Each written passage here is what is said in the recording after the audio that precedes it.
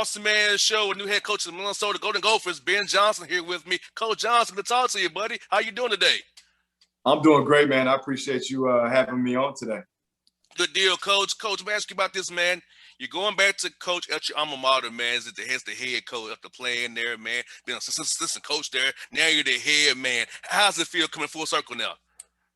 It feels awesome. It's kind of surreal, growing up here and seeing this program through all its different stages, playing here, then being an assistant coach here for 5 years and not being able to circle back and become the head coach is kind of crazy. I think if you would have told me that, 20 years ago, that was going to be the trajectory and the route, I would have said, you're nuts. But like I said, to be here, I just want to do my part, work hard every day, develop, my staff, develop this roster and see what we can do and defy the odds and do a lot of things that people probably don't think we can.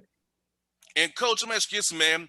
During your playing career, at what point did you say to yourself that you want to get into coaching and become a head coach eventually? I know I always love to know, when was that point for you to say, hey, this is my path. I want to become a head coach eventually here after playing all these years? Honestly, it was probably in high school, believe it or not. I just found a passion for the game. I had great teachers and mentors in high school that kind of showed me what culture was all about. And it really kind of drew me into the love of the game just beyond playing, whether that was X and O's, recruiting, developing relationships. And I knew it was a way to stay around the game. I didn't know how long I'd be able to play or how far it would carry me, but you always know if you're in coaching, you're going to be able to still compete. And that was my biggest thing is I'm still able to find every day a way to compete, which in life can be hard. And not only compete, but compete doing something I have a lot of passion for and developing young men, which I have a lot of passion for.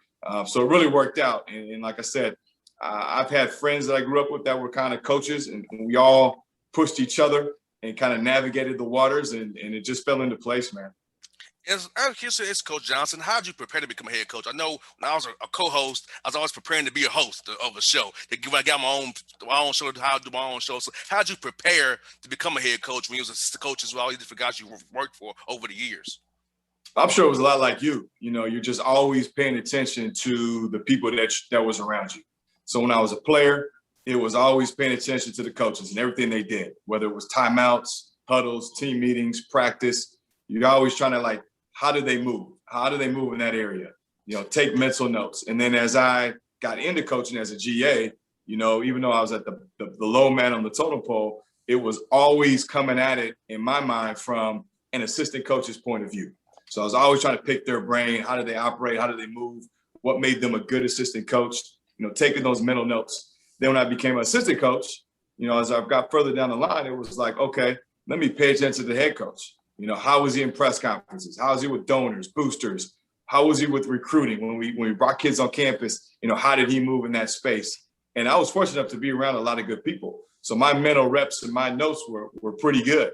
And it was just always thinking kind of for the job that you wanted and putting yourself in those shoes. And it wasn't any disrespect to the job I currently had or position I currently held, because I did a good job at that as best as I could. But it was always trying to put myself and think like my next move. So think like a head coach. And really for probably the past 5 years, I've been really fortunate in everything I've done to mentally be in that space so that now it's not as big of an adjustment because it's something I've been doing for like I said, the last 5 years. Same here, Coach Johnson. I got the chance to become a host myself, man. I've been all these years thinking about how I would ask this question, how I would have booked this guest, and how I would do this. So when I got the main role, I felt good. I've been here before. So I feel you all the way. I feel you on that. Yeah. No, it's funny. It's like, I'm big in visualization. If you can visualize it over and over and over, when that opportunity comes, you have a lot bigger success rate, in my opinion, because you've kind of already mentally been there. So I'm always talking to our players about visualizing success, right? Visualizing the made free throw, visualizing the winning, jump shot, visualizing success so that when it happens, you're not caught in that, oh, here we go moment. It's like, it's just natural. You flow through it because mentally you've already put yourself there and you've seen it work. And how was it getting to meet your new guys, man? Because I know when a new head coach comes in, guys get a little leery and weary about, is this guy really want me? Does he see me as not his guy? So how's it been getting to know these young men, building relationships with these young men and bonding with these guys who you have on your roster right now? Yeah, it's been great. And you're 100% right. They don't know me. There's the trust factor that continually every day you got to try to chip away at and build, which I totally get. I understand, especially now with the transfer portal.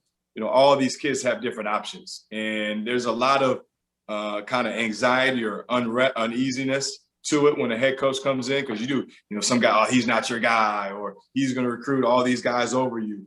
So, what I try to tell them is guys, like, I chose you, right? I want everybody in this room, if you're about the right stuff, to remain in this room and help us build.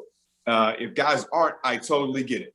I don't want to put anybody in a bad spot or a spot where they don't feel like they can be successful. But I just wanted to try to make sure they all knew that it's my job to kind of meet them halfway as the head coach, and to explain my vision, explain my culture, to build the trust from myself to them. Because those are the guys that I got to go out there and believe, got to go out there and do it. And so it's an everyday process, and it's a lot of communication, a lot of phone calls, a lot of texts, a lot of Zooms, since some of these guys aren't on campus yet. And it's just a daily process you got to do, and you got to work through and navigate. It's like you're kind of on my list. I was going to ask you about the core values of your program that you want to build going forward, and what kind of foundation you want to set for these young men as they come to become golden gophers here in your era, next few years, hopefully a long time you're there. Tell us about that, Coach. Yeah, no, core values are important. I think the biggest thing with core values is it gives guys something to stand on, right? And in moments of adversity, like, what do you fall back on? In moments of struggle, what are you holding on to that kind of pushes you through and keeps you on the up and up? For us, there's three things. It's trust. You got to be able to trust yourself. You got to be able to trust your teammates. You got to be able to trust the process. And you got to be able to trust me and my staff. And I think if guys have that trust and that belief, that can overcome a lot of fears and can overcome a lot of negativities. The second one is integrity. We got to have men and recruit men and surround our men with staff of guys that are full of integrity. And that's all the time. It's not just a sometime thing. It's an all the time thing, not just on the court, but socially. You got to be a person of integrity and having that habit of doing what's right, no matter the circumstance, no matter who's watching, who's not watching, is the cameras on, or are they not?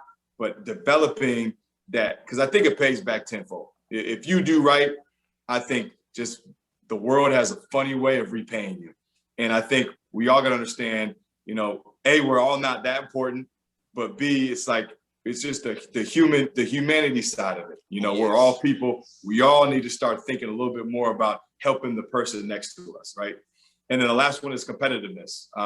We've got to embody that fight, that competitive spirit in everything we do, and make that a habit, because I think life is a competition. I don't care what line of work you're in. As you know, you get older, it's like that competition heats up. And if you get a family, that competition becomes real. And all of a sudden that family, you start having kids. Well, now it's really real and it's game on. And we got to be able to help these guys mold their mindset to attacking each day, and doing that through the good and the bad, because we'd all love it to be, sunshine and roses all the time, but we know that's not reality. So teaching these guys how to battle through and push through, negativity or push through failures, and know that that's okay, but be able to recover, because life keeps coming. And if these guys aren't used to being able to, falling down and picking themselves back up, life can be tough. And I want to prepare them as much as possible for all those challenges that might come their way. Yeah, because you want these guys to be great husbands and fathers and people in the community 40 years from now, because basketball will stop eventually for these young men. So you want to set them up with a great structure to be great men and grow into great young men to help our world be better. Because as you know, Coach Johnson, our world is crazy right now, and we need as much positivity in this world as we can, and positive forces to push our world forward and not backwards, and not have a lot of things going on that's negative around us. Because I breathe positivity. I want positivity around me in this show and who I talk to, because positive energy, it's so infectious and it's so delightful for people to see, and it gives them hope, and that it can be a different a change coming one day. No question. I think you hit it on the head. It's contagious.